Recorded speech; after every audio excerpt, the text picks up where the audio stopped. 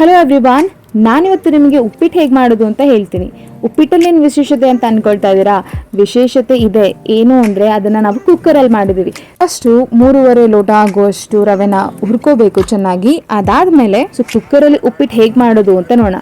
First ಕುಕ್ಕರಿಗೆ ಎಣ್ಣೆ, ಸಾಸಿವೆ, ಜೀರಿಗೆ ಹಾಕ್ಕೊಂಡು ಅದಕ್ಕೆ ಬೇಕಾಗಿರೋದು ಒಗ್ಗರಣೆಗೆ ಉದ್ದಿನಬೇಳೆ ಹಾಗೆ ಕಡಲೆಬೇಳೆ ಇದನ್ನೆಲ್ಲ ಹಾಕ್ಕೊಂಡು ಬಾಡಿಸ್ಕೊಂಡ್ಮೇಲೆ ಕರಿಬೇವಿನ ಸೊಪ್ಪು ಹಾಗೆ ಚಿಕ್ಕದಾಗಿ ಹೆಚ್ಚಿಟ್ಟಿರುವಂಥ ಹಸಿಮೆಣಸಿನಕಾಯಿ ಇದೊಂದು ಚೂರು ಬಾಡಿಸ್ಕೊಂಡ್ಮೇಲೆ ಇದಕ್ಕೆ ಉದ್ದವಾಗಿ ಕಟ್ ಮಾಡಿರುವಂಥ ಆನಿಯನ್ ಅಂದರೆ ಈರುಳ್ಳಿ ಹಾಕ್ಕೊಂಡು ಬಾಡಿಸ್ಕೊಬೇಕು.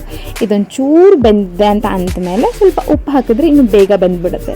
ಸೊ ಉಪ್ಪು ಹಾಕಿ ಚೆನ್ನಾಗಿ ಬಾಡಿಸ್ಕೊಳ್ಳೋಣ. ಅದಕ್ಕೆ ಚಿಕ್ಕದಾಗಿ ಹೆಚ್ಚಿಟ್ಟಿರುವಂಥ ಟೊಮ್ಯಾಟೊ ಹಾಕಿ ಚೆನ್ನಾಗಿ ಬಾಡಿಸ್ಕೊಂಡ್ಮೇಲೆ ಇಲ್ಲಿ ವೆಜಿಟೇಬಲ್ಸ್ ಹಾಕ್ಕೊಳ್ತಾ ಇದ್ದೀವಿ. ಇದು ಬರೀ ಉಪ್ಪಿಟ್ಟಲ್ಲ, vegetable nutrient rich, protein rich ಉಪ್ಪಿಟ್ಟು.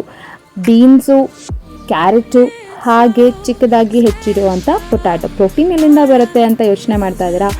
ಸೋಯಾ ಚಂಕ್ಸ್ ಕೂಡ ಆ್ಯಡ್ ಮಾಡ್ತಾ ಇದ್ದೀವಿ. ಸೋಯಾ ಚಂಕ್ಸಲ್ಲಿ ಪ್ರೋಟೀನ್ ಇರುತ್ತೆ. ಸೊ ಇದನ್ನು ಯಾವ ಡಿಶ್ ಜೊತೆ ಹಾಕಿದ್ರೂ ಕೂಡ ಒಳ್ಳೆಯದೇ. ಆ್ಯಂಡ್ ಇದನ್ನು ಹಾಕ್ಕೊಂಡು ಚೆನ್ನಾಗಿ ಮಿಕ್ಸ್ ಮಾಡಿದ್ಮೇಲೆ ಸ್ವಲ್ಪ ಅರಿಶಿನ ಹಾಕಿ ಮಿಕ್ಸ್ ಮಾಡ್ಕೊಬೇಕು. ಅಲ್ಲಿ ಎಣ್ಣೆ ಬಿಟ್ಕೊಳ್ತಾ ಇದೆ. ಎಣ್ಣೆ ಬಿಟ್ಟ ಮೇಲೆ ಈ ಲೋಟದಲ್ಲಿ ತೋರಿಸಿರೋ ಅಷ್ಟು 3.5 ಲೋಟ ರವೆ ಹಾಕ್ಕೊಂಡ್ವಿ. ರವೆನ ಫಸ್ಟಿಗೆ ಹುರ್ಕೊಂಡಿದ್ವಿ. ಆ್ಯಂಡ್ ಇಲ್ಲಿ ಸಪ್ರೇಟಾಗಿ 1 ಲೋಟಕ್ಕೆ 3 ಲೋಟ ಆಗುವಷ್ಟು ನೀರನ್ನ ಬಿಸಿ ಮಾಡಿಕೊಂಡು ಇವಾಗ ನೀರು ಹಾಕ್ತಾ ಇದ್ದೀವಿ. 1:3, 1 ಲೋಟಕ್ಕೆ 3 ಲೋಟ ಆಗೋಷ್ಟು ನೀರು ಹಾಕ್ಕೊಂಡು ಅದು ಕುದ್ದ ಮೇಲೆ ಸ್ವಲ್ಪ ಕೊತ್ತಂಬರಿ ಸೊಪ್ಪನ್ನ ಉದುರಿಸ್ಬಿಟ್ಟು ಕುಕ್ಕರ್ ಮುಚ್ಚಳ ಕ್ಲೋಸ್ ಮಾಡಿದ್ರೆ ಈಗ 1 ವಿಷಿಲ್ಗೆ ಬಿಟ್ಬಿಟ್ರೆ ಆಯಿತು. 1 ವಿಷಿಲ್ ಆದಮೇಲೆ ನಮಗೆ ರುಚಿಯಾಗಿರೋ, ಬಿಸಿಯಾಗಿರೋ, ಹೆಲ್ದಿ, ನ್ಯೂಟ್ರಿಯೆಂಟ್, ಪ್ರೋಟೀನ್ ರಿಚ್ ಉಪ್ಪಿಟ್ಟು ರೆಡಿ ಆಗಿರುತ್ತೆ.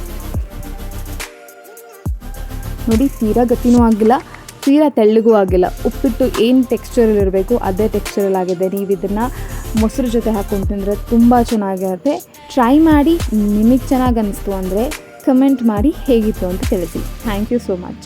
ಹಾಗೆ ಇದೇ ಥರದ ಬ್ರೇಕ್ಫಾಸ್ಟ್ ಐಡಿಯಾಗೆ ನಮ್ಮ ಚಾನಲ್ನ ಸಬ್ಸ್ಕ್ರೈಬ್ ಮಾಡ್ಕೊಳ್ಳಿ, ಸಪೋರ್ಟ್ ಮಾಡ್ತಾಯಿರಿ.